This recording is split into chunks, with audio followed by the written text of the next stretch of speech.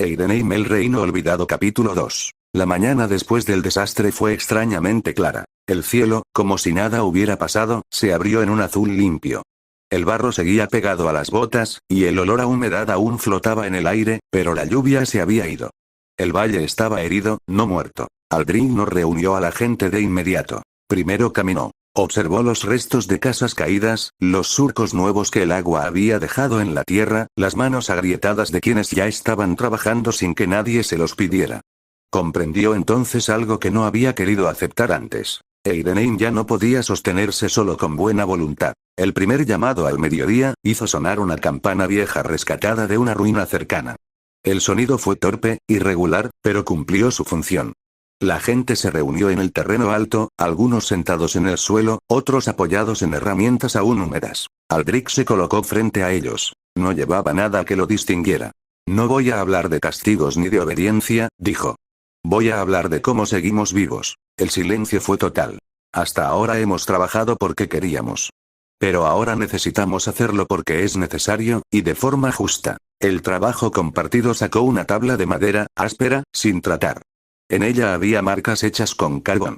Desde hoy, el trabajo será comunitario cuando la ciudad lo necesite, explicó con calma. Cada adulto que pueda trabajar deberá hacerlo ciertos días para el bien común. La reconstrucción de casas y graneros tendrá prioridad sobre el trabajo individual. Nadie trabajará solo. Siempre en grupos. Los enfermos, ancianos y niños quedarán bajo cuidado colectivo. No hubo aplausos. Tampoco rechazo. Solo asentimientos lentos. No es una orden, añadió. Es un acuerdo. Si alguien no puede cumplir, se habla. Si alguien no quiere, también se habla. Las primeras reglas esa misma tarde, junto a su madre y 3 personas elegidas por la gente, Aldrich escribió las primeras reglas de Eidenheim. No en pergamino fino, sino en tablones clavados cerca del fuego común. Las reglas eran pocas. En tiempos de necesidad, el trabajo es compartido. La comida almacenada es de todos, no de uno. Nadie abandona a otro durante un desastre. Las decisiones que afectan a todos se discuten. El castigo nunca será mayor que la falta. Algunos leyeron en silencio. Otros pasaron la mano por la madera, como si tocaran algo frágil. No era una ley perfecta, pero era suficiente. Aprender a trabajar juntos. Los días siguientes fueron duros. Se formaron grupos para limpiar los canales de desvío, levantar cimientos elevados, reparar herramientas dañadas, reorganizar los graneros. Hubo discusiones. Ese muro no aguantará, decía uno. Así lo hicimos siempre, respondía otro. Aldrich no intervenía de inmediato. Observaba. Solo hablaba cuando el trabajo se detenía por orgullo, no por cansancio. Poco a poco, aprendieron. No a obedecer, sino a coordinarse. La noche del fuego común. Una semana después, encendieron un fuego grande, más grande que los habituales. No era una celebración, pero tampoco un lamento. Alguien repartió pan. Otro sirvió sopa espesa. Aldrich se sentó entre ellos, sin privilegios. Una voz se alzó desde la oscuridad. Antes, cuando todo se derrumbaba, cada uno corría por su lado. Otra respondió. Aquí no. El fuego crepitó. Las reglas no habían creado obediencia. Habían creado confianza. Y eso, Aldrich lo sabía, era mucho más difícil de romper que cualquier muralla.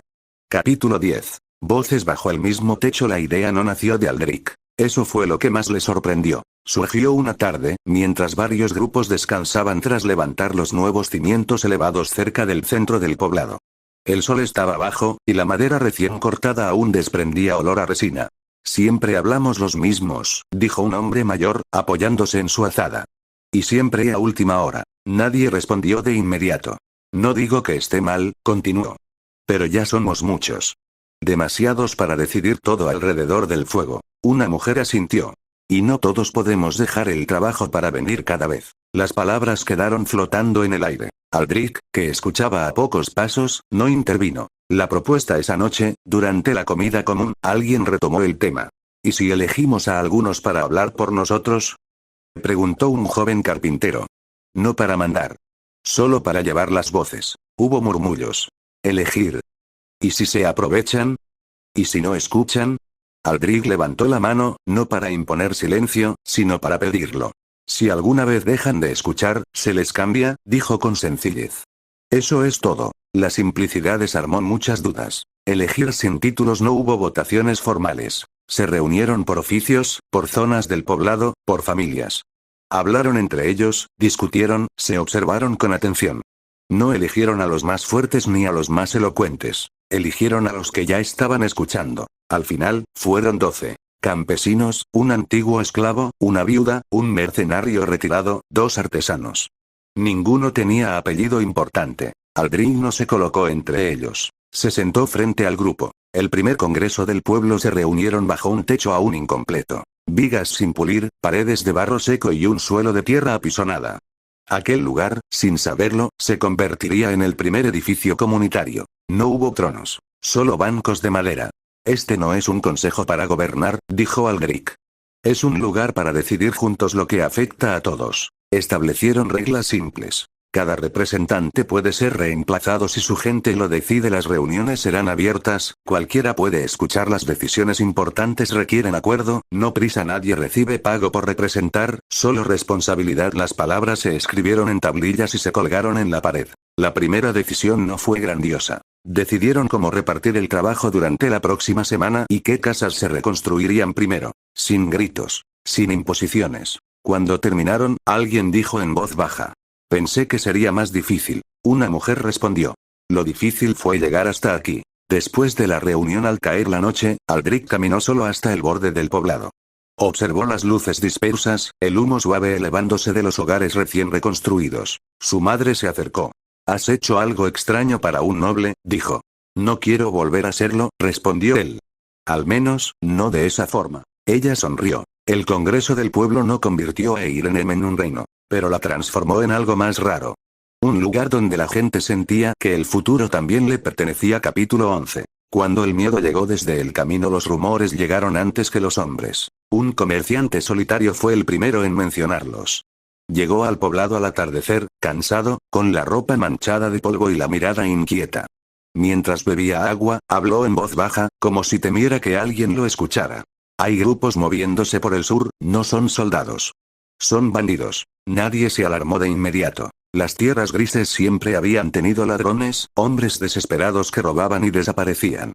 Pero el comerciante negó con la cabeza. Estos no, dijo. Son muchos.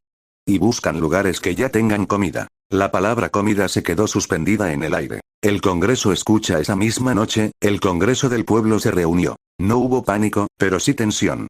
Algunos representantes hablaban rápido, otros permanecían en silencio, con los brazos cruzados. No tenemos murallas, dijo uno. Ni armas suficientes, añadió otro. Si vienen, no podremos resistir. Aldrich escuchó sin interrumpir. Cuando hablaron de evacuar, levantó la vista. ¿A dónde?, preguntó con calma. ¿A las ruinas? ¿Al bosque? ¿Con los niños y los graneros a medio llenar? Nadie respondió. Huir es fácil, continuó. Volver a empezar no lo es. La decisión no fue una orden. Fue una postura. No buscaremos pelea, dijo Aldrich. Pero tampoco abandonaremos Eirenem. El Congreso debatió hasta bien entrada la noche. Al final, se tomó una decisión común. Se prepararían. No para la guerra, sino para defender su hogar. Preparativos silenciosos. No hubo entrenamiento militar formal. Se hizo lo que se podía. Se afilaron herramientas que podían servir como armas. Se organizaron turnos de vigilancia. Se escondieron parte de los granos en depósitos alternos. Las casas más externas se reforzaron con madera y piedra. Los niños fueron llevados a la zona más alta del poblado durante las noches. Aldrich participó en todo. No dio discursos heroicos. No prometió victoria. Solo trabajó. La noche de la decisión la amenaza se hizo real al tercer día. Fuegos lejanos aparecieron en la colina sur. No se movían rápido.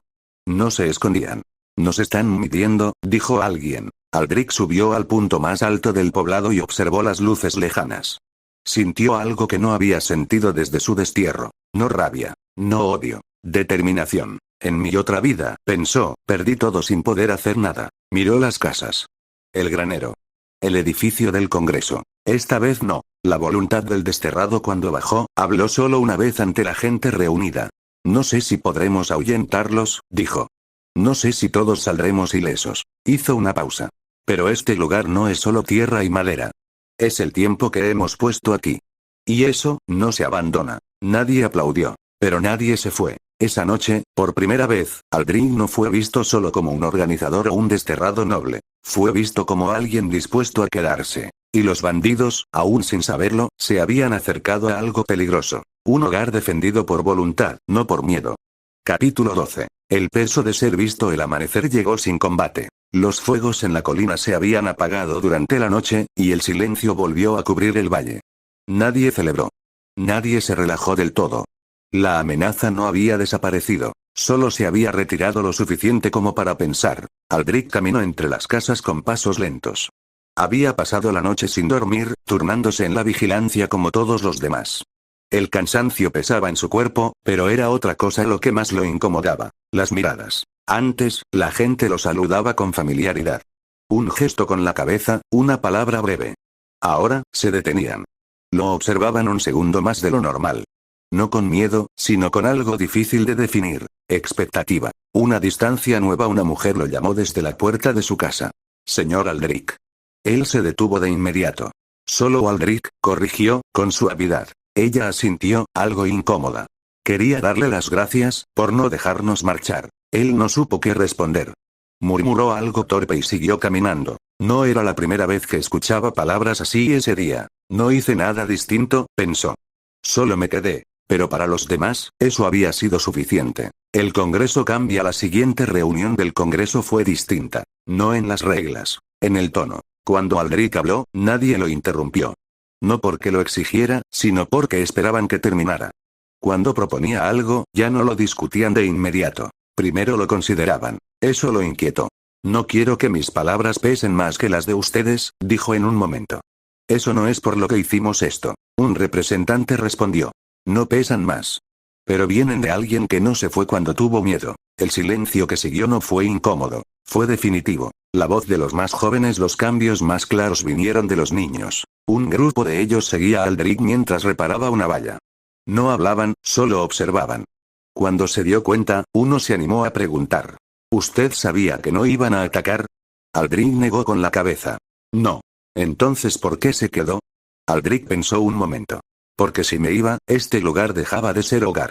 Y yo ya he perdido uno antes. El niño asintió, como si eso respondiera a algo importante. Desde ese día, algunos empezaron a imitarlo. Ayudaban en silencio, vigilaban sin que se los pidieran, corregían a otros sin gritar. No lo llamaban líder, pero actuaban como si lo fuera. Una conversación incómoda esa noche, su madre habló con él junto al fuego. Te están mirando como algo más, dijo. No puedes fingir que no lo ves. Aldrich apretó los puños. No quiero convertir esto en lo que perdimos. Ella negó con la cabeza. No lo será. ¿Por qué tú no mandas desde arriba? Mandas quedándote. Aldrich guardó silencio. Comprendió entonces que la percepción había cambiado de forma irreversible. Ya no era solo el desterrado que organizaba. Era el punto al que la gente miraba cuando dudaba. Y eso pesaba más que cualquier título noble. El cambio invisible. Irene no levantó estatuas. No proclamó un señor. Pero algo se había asentado, igual que los cimientos elevados tras la inundación. Aldrich seguía siendo Aldrich. Pero para los demás. Era la prueba de que este lugar valía la pena ser defendido. Y ese reconocimiento, silencioso y profundo, sería tanto su mayor fuerza, como su futura carga. Capítulo 13. La línea que no debía cruzarse. Los bandidos llegaron al amanecer del cuarto día. No gritando. No cargando. Aparecieron en el camino del sur como si siempre hubieran estado allí. Una veintena de hombres mal armados, con escudos desparejados y armas gastadas. No vestían colores ni emblemas. Solo hambre y costumbre. Aldrich los vio desde el punto alto. No sintió miedo inmediato. Sintió cálculo. Son más de los que esperábamos, dijo en voz baja. Pero no vienen seguros, respondió el mercenario retirado. Si lo estuvieran, ya estarían corriendo. El primer contacto. Aldrich no permitió que entraran al poblado. Salió a su encuentro acompañado de 6 personas. No los más fuertes, sino los más firmes. Se detuvieron a una distancia prudente. El líder de los bandidos dio un paso al frente. Sonrió. Bonito lugar, dijo. Demasiado bonito para estar tan solo. Aldrich sostuvo la mirada. No está solo. El bandido rió. No queremos problemas. Solo comida. Y quizá, algo más si cooperan. Aldrich negó con la cabeza. Aquí no hay botín fácil. Si toman algo, será lo último que carguen hoy. El silencio que siguió fue pesado. Los bandidos se miraron entre sí. No esperaban resistencia. Cuando la violencia es inevitable. El primer golpe no vino de Aldrich. Uno de los bandidos intentó rodearlos por el flanco, buscando una apertura hacia las casas cercanas. Fue entonces cuando sonó el cuerno. No de guerra, de aviso. Desde el poblado, hombres y mujeres aparecieron con herramientas, lanzas improvisadas, escudos de madera. No corrieron. Avanzaron despacio. Los bandidos dudaron. Y esa duda fue suficiente. El choque fue breve y caótico. No hubo formaciones ni heroicidades. Hubo empujones, gritos, golpes torpes. Aldrich se defendió con una lanza corta, más para mantener distancia que para herir. Uno cayó al suelo. Otro soltó su arma. Cuando dos de los bandidos resultaron heridos y uno quedó atrapado entre la gente, el líder gritó retirada. Se fueron tan rápido como habían llegado. Dejaron atrás sangre y certeza. Después del silencio hubo heridos, no muertos. Eso fue una decisión consciente. Aldrich ordenó que no se persiguiera a nadie. Defender no es vengarse, dijo. Es marcar un límite. El Congreso se reunió ese mismo día. El ambiente era distinto. No de miedo, sino de claridad. Volverán, dijo alguien. O vendrán otros, añadió otro. Nadie lo discutió. La decisión de la muralla, la propuesta fue simple. No una fortaleza, dijo Aldrich. No un símbolo de poder. Una línea clara, continuó. Para que cualquiera sepa dónde empieza nuestro hogar. El Congreso debatió durante horas. Una muralla significaba menos manos para los campos, años de trabajo. Un compromiso a largo plazo. Al final, la decisión fue unánime. Construirían murallas alrededor de toda la frontera del poblado. No altas, no elegantes, sólidas. Piedra por piedra la construcción comenzó semanas después. No de una sola vez. Se avanzaba tramo por tramo. Muros de piedra y tierra compactada en palizadas de madera reforzada. Torres simples de vigilancia. Cada familia aportaba trabajo. Cada oficio encontraba su lugar. No era un proyecto impuesto. Era una promesa colectiva. La nueva frontera. Cuando el primer tramo estuvo terminado, un niño preguntó. ¿Ahora estamos encerrados? Aldrich se agachó a su altura. No, respondió. Ahora sabemos dónde estamos seguros. Desde lejos, la muralla no impresionaba. Pero para quienes vivían dentro. Significaba que Irenen ya no era solo un asentamiento. Era un lugar que había decidido permanecer. Y Aldrich, al observar el muro al caer la tarde, comprendió algo que no había querido admitir. Defender un hogar no era el final del camino. Era apenas el principio de algo mucho más grande.